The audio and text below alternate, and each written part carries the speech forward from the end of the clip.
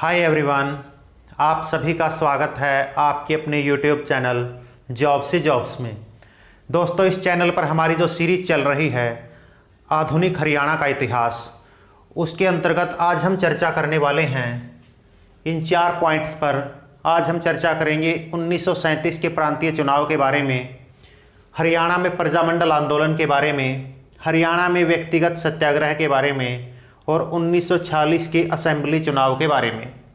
तो सबसे पहले हम शुरुआत कर रहे हैं 1937 के प्रांतीय चुनाव से। आप जानते हैं कि 1935 में एक अधिनियम आया था जिसको हम भारत सरकार अधिनियम के नाम से जानते हैं, और इस अधिनियम के अंतर्गत 1937 में प्रांतीय चुनाव हुए। 1935 में भारत सरकार अधिनियम आया और इस अधिनियम के तहत 1937 में प्रांतीय चुनाव हुए, प्रांतीय असेंबली के लिए चुनाव हुए। और प्रांतीय असेंबली के उन चुनावों में पंजाब प्रांत में यूनियनिस्ट पार्टी की सरकार बनी।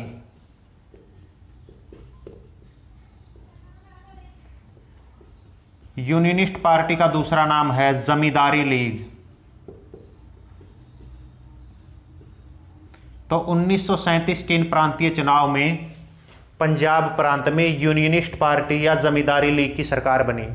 चूँकि उस समय हरियाणा पंजाब का ही भाग था, तो इसलिए इसको हम पंजाब प्रांत पढ़ेंगे। जब इसको हम पंजाब प्रांत बोलेंगे तो हरियाणा उसमें ऑटोमेटिकली इंक्लूड होगा। तो 1937 के इन प्रांतीय चुनाव में पंजाब में यूनियनिस्ट पार्टी या जमींदारी लीग की सरकार बनी, और उस समय यूनियनिस्ट पार्टी के जो नेता थे वो थे सिकंदर हयात। सिकंदर हयात उस समय यूनियनिस्ट पार्टी के नेता थे। 1937 के इन चुनाव में यूनियनिस्ट पार्टी ने संसदीय सचिव बनाया चौधरी टीकराम को, और चौधरी टीकराम के संसदीय सचिव बनने के कारण यूनियनिस्ट पार्टी मजबूत हो गई। 1937 के प्रांतीय चुनाव में पंजाब प्रांत में यूनियनिस्ट पार्टी या जमींदारी लीग की सरकार बनी, जिसके नेता सिकंदर हयात थे, और संसदीय सचिव बनाया गया चौधरी टीकराम को, जिसके कारण यूनियनिस्ट पार्टी मजबूत हो गई। हालांकि कुछ ही समय बाद चौधरी छोटूराम की मृत्यु हो जाती है, और उनकी मृत्यु के बाद यूनियनिस्ट पार्टी दोबारा से कमज़ोर हो जाती है।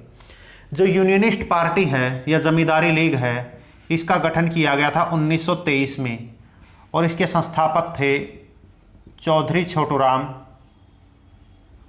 और श्री फजली हुसैन।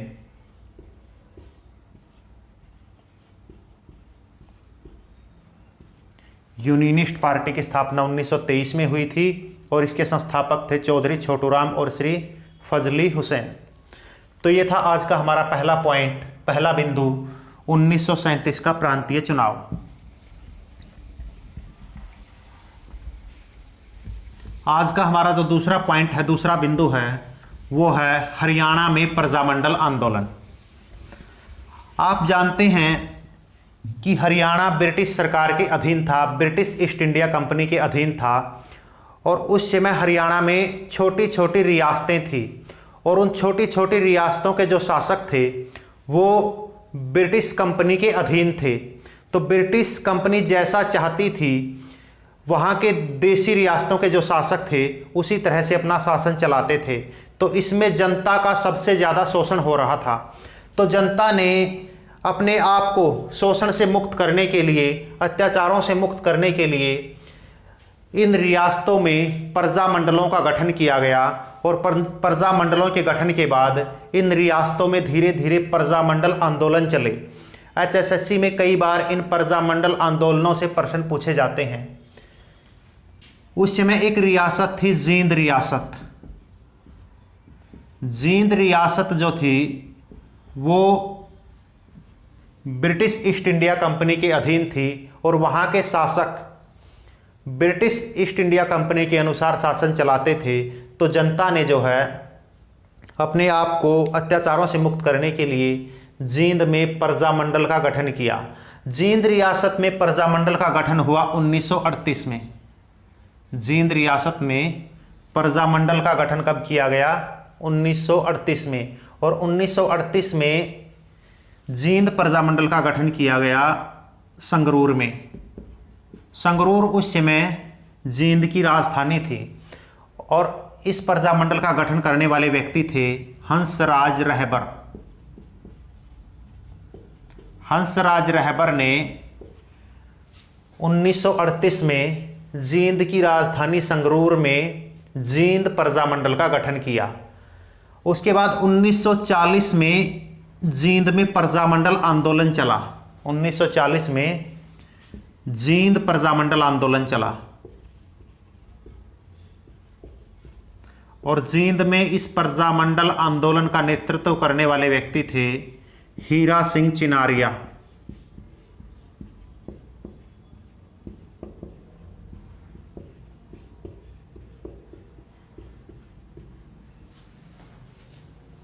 जींद प्रजामंडल की स्थापना कब हुई? 1938 में। कहां पर हुई? जींद की राजधानी संगरूर में। किसने की? हंसराज रहबर ने। जींद प्रजामंडल आंदोलन कब चला? 1940 में। और जींद प्रजामंडल आंदोलन का नेतृत्व किसने किया? हीरा सिंह चिनारिया ने, जो कि एक तहसीलदार थे। इन्होंने तहसीलदार की नौकरी छोड़कर जींद प्रजामंडल आंदोलन का नेतृत्व किया। एक और रियासत थी पटौदी रियासत। ये पटौदी रियासत भी ब्रिटिश साम्राज्य के अधीन थी और पटौदी रियासत में प्रजामंडल आंदोलन चला 1942 में। पटौदी रियासत में प्रजामंडल आंदोलन कब चला? 1942 में। और पटौदी रियासत में प्रजामंडल आंदोलन का नेतृत्व करने वाले व्यक्ति थे गौरी शंकर वैद्य। गौरी शंकर वैद्य ने पटौदी रियासत में प्रजामंडल आंदोलन का नेतृत्व किया। तो ये था आज का हमारा दूसरा टॉपिक, प्रजामंडल आंदोलन।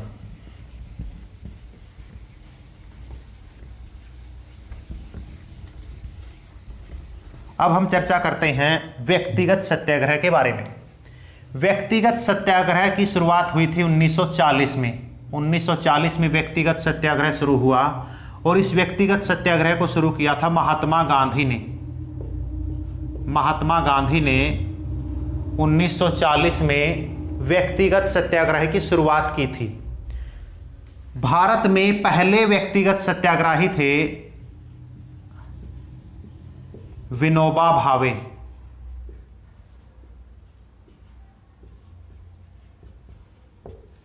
और हरियाणा के पहले व्यक्तिगत सत्याग्रही थे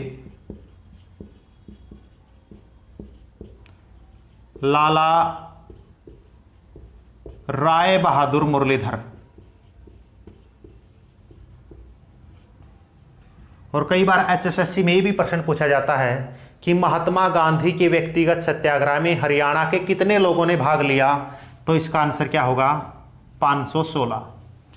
तो इस तरह से महात्मा गांधी ने 1940 में व्यक्तिगत सत्याग्रह चलाया और पहला व्यक्तिगत सत्याग्रही कौन बना भारत में? विनोबा भावे। हरियाणा के पहले व्यक्तिगत सत्याग्रही थे राय बहादुर मुरलीधर, लाला राय बहादुर मुरलीधर, जो कि अंबाला से थे। और हरियाणा के 516 लोगों ने व्यक्तिगत सत्याग्रह में भाग लिया था। इसके अलावा एचएसएससी में कई बार यह भी प्रश्न पूछा जाता है कि नेताजी सुभाष चंद्र बोस की जो आज़ाद हिंद फौज थी, उस आज़ाद हिंद फौज में हरियाणा के किस जिले के सबसे ज़्यादा सैनिक थे? तो इसका आंसर क्या होगा? रोहतक। आज़ाद हिंद फौज में हरियाणा के रोहतक जिले के सबसे ज़्यादा सैनिक थे, ये थे 724। उसके बाद अब हम चर्चा करते हैं आज का हमारा जो अंतिम बिंदु है 1946 का असेंबली चुनाव। 1946 में असेंबली चुनाव हुए और इन असेंबली चुनाव में पंजाब प्रांत में, इन असेंबली चुनाव में पंजाब प्रांत में जो सबसे बड़ी पार्टी उभरी वो उभरी थी मुस्लिम लीग। मुस्लिम लीग ने पंजाब प्रांत में 73 सीटों पर कब्जा किया। कांग्रेस ने 51 सीटें जीती और जमींदारी लीग ने 20 सीटें जीती। 1946 का जो असेंबली चुनाव हुआ था, उन असेंबली चुनाव में पंजाब प्रांत में सबसे बड़ी पार्टी कौन सी थी? मुस्लिम लीग, जिसने 73 सीटें जीती। कांग्रेस ने 51 सीटें और जमींदारी लीग ने 20 सीटें। और कांग्रेस और जमींदारी लीग ने मिलकर पंजाब प्रांत में सरकार बना ली। और इस सरकार में कांग्रेस के एक नेता शामिल थे जिसका नाम था लहरी सिंह। पंजाब प्रांत में 1946 के चुनाव में कांग्रेस और जमींदारी लीग की जो सरकार बनी, उसमें हरियाणा के कांग्रेसी नेता कौन थे? लहरी सिंह। उसके बाद 15 अगस्त 1947 को भारत आज़ाद हो जाता है। और जब भारत आज़ाद होता है तो हरियाणा पंजाब प्रांत का भाग बना रहता है। उसके बाद 1 नवंबर 1966 को हरियाणा को पंजाब से अलग करके एक स्वतंत्र राज्य का दर्जा दे दिया जाता है। तो ये था आज का हमारा टॉपिक आधुनिक हरियाणा के इतिहास के अंतर्गत, जिसमें हमने चर्चा की 4 पॉइंट्स पर। 1937 का प्रांतीय चुनाव, प्रजामंडल आंदोलन, व्यक्तिगत सत्याग्रह और 1946 का असेंबली चुनाव। इसी के साथ हमारी आधुनिक हरियाणा के इतिहास की जो सीरीज है वो कंप्लीट होती है। आगे की वीडियो में हम प्राचीन हरियाणा के इतिहास, मध्यकालीन हरियाणा का इतिहास और आधुनिक हरियाणा के इतिहास के अंतर्गत जो मिसलेनियस क्वेश्चन बनते हैं, डायरेक्ट क्वेश्चन जो बनते हैं, उनके बारे में चर्चा करेंगे। तो आज के लिए इतना ही। यदि वीडियो आपको अच्छी लगी हो तो वीडियो को लाइक कीजिए, शेयर कीजिए और चैनल को सब्सक्राइब करना ना भूलें।